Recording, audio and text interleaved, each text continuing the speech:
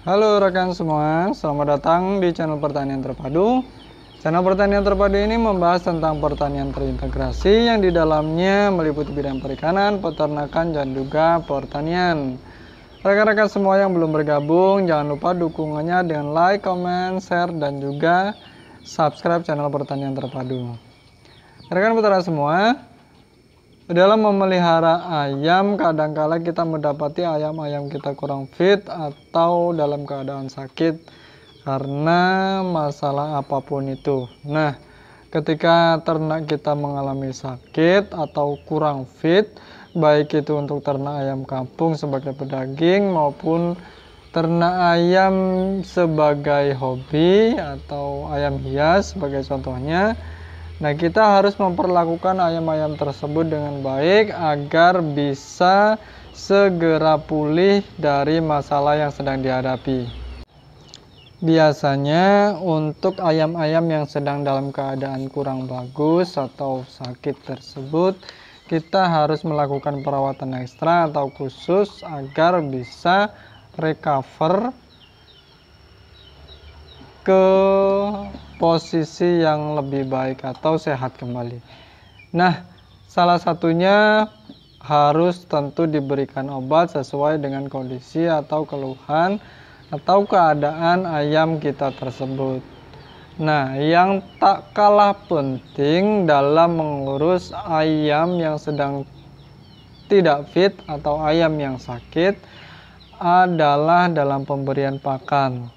Nah, jadi selain kita memberikan obat-obatan yang sesuai dengan gejala yang ada pada ayam yang kita pelihara, sebaiknya kita juga bisa menyiapkan racikan pakan khusus untuk mendukung proses penyembuhan agar bisa lebih cepat. Nah, dalam pengalaman yang saya lalui, saya biasanya selalu memberikan pakan khusus untuk ayam-ayam yang sedang bermasalah. Yang paling sering biasanya untuk jenis ayam-ayam yang memang akan saya persiapan untuk kebutuhan khusus. Sebagai contoh, ayam dengan kriteria badan yang bagus nanti akan dijual sebagai ayam jago atau untuk pembibitan sendiri dan seterusnya. Nah, bagaimana sih sebenarnya meracik pakan khusus untuk ayam yang sedang bermasalah tersebut? Apa bahan yang sebaiknya kita gunakan?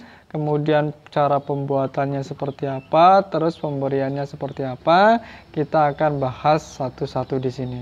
Yang pertama mengenai bahan. Bahan terbaik menurut saya untuk ayam yang sedang sakit adalah pakan yang paling mudah dicerna. Nah, dari sekian banyak jenis pakan ayam, saya memilih pur atau pakan pabrikan menjadi salah satu pilihan yang selalu saya gunakan. Nah, pakan pur ini saya pilih karena sangat mudah larut dalam air, mudah sekali dicerna. Jadi pur ini kalau masuk ke tembolok ayam kemudian kena air sedikit, dia akan langsung cair dan itu akan membantu sekali dalam proses penyerapan nutrisi yang ada dalam pur tersebut. Nah, jadi bahannya pur. Untuk bahan lain seperti apa, bagaimana, apakah bisa?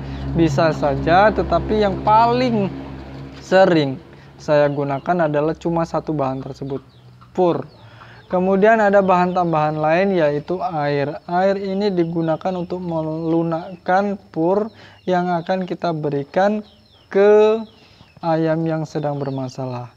Nah, untuk pelunakannya ini, untuk pencampuran air ke pur tersebut nanti akan disesuaikan dengan kondisi ayam secara menyeluruh. Yang perlu jadi catatan di sini, air yang akan kita gunakan ini merupakan air dengan campuran khusus sesuai dengan keadaan ayam yang akan kita terapi atau yang akan kita rawat. Sebagai contoh, kita menggunakan air rebusan daun pepaya untuk ayam-ayam yang dengan kondisi kurang nafsu makan atau cacingan. Jadi air rebusan daun pepaya itu akan kita gunakan untuk membasahi atau melembutkan pur yang sudah kita siapkan. Bisa juga kita menggunakan air gula untuk ayam dengan kondisi fisik yang lemas atau tidak bertenaga, baik itu karena sakit atau karena proses lain ya, atau penyebab lain. Kemudian bisa juga airnya dalam bentuk air jahe untuk kondisi ayam yang kedinginan atau untuk menyiasati suhu yang ekstrim dingin.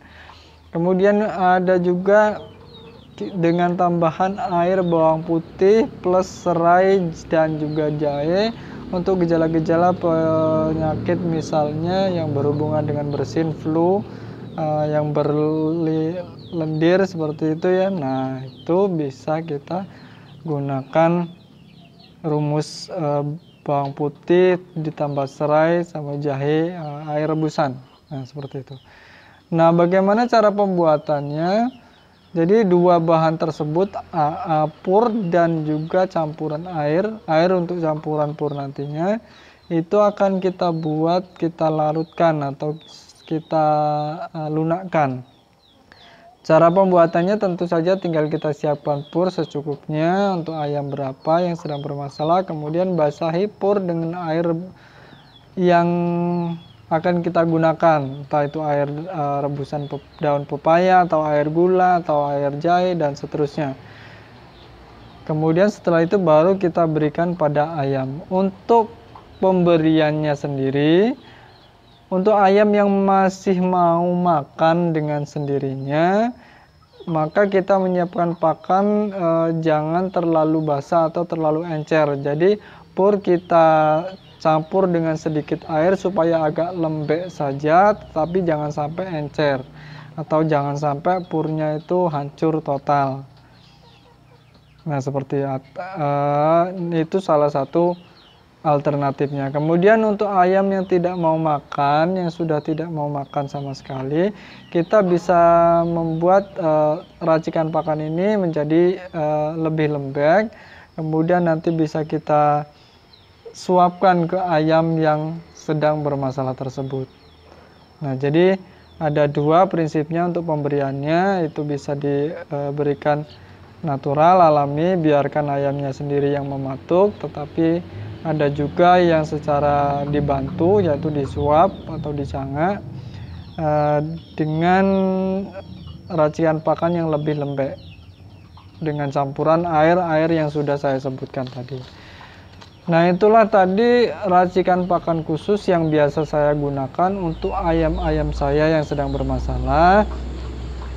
Biasanya saya melakukan terapi seperti ini untuk mendukung obat yang diberikan. Jadi selain memberikan obat, saya juga memberikan pakan seperti ini, tetapi dengan porsi yang lebih sedikit. Tidak sampai banyak benar di tembolok. Yang penting dia ada tambahan, baik itu untuk energi dan lain sebagainya, untuk karbohidrat dan lain sebagainya itu. Yang jelas ya, ayam-ayam yang bermasalah tersebut masih punya tenaga untuk beraktivitas, untuk berdiri seperti itu. Nah, mungkin rekan-rekan lain punya tips racikan sendiri, nanti silakan sharing di bagian komentar. Mudah-mudahan apa yang saya sampaikan ini bisa bermanfaat untuk rekan-rekan semua. Kalaupun ada tambahan nanti dari rekan-rekan semua, silahkan bagikan di kolom komentar. Saya rasa sampai di sini saja video kali ini. Saya sangat berharap apa yang saya sampaikan ini bisa bermanfaat, atau paling tidak bisa menjadi inspirasi untuk kita semua tetap semangat beternak untuk mendapatkan penghasilan tambahan. Terima kasih. Sampai bertemu pada video selanjutnya. Salam sukses untuk seluruh peternak Indonesia.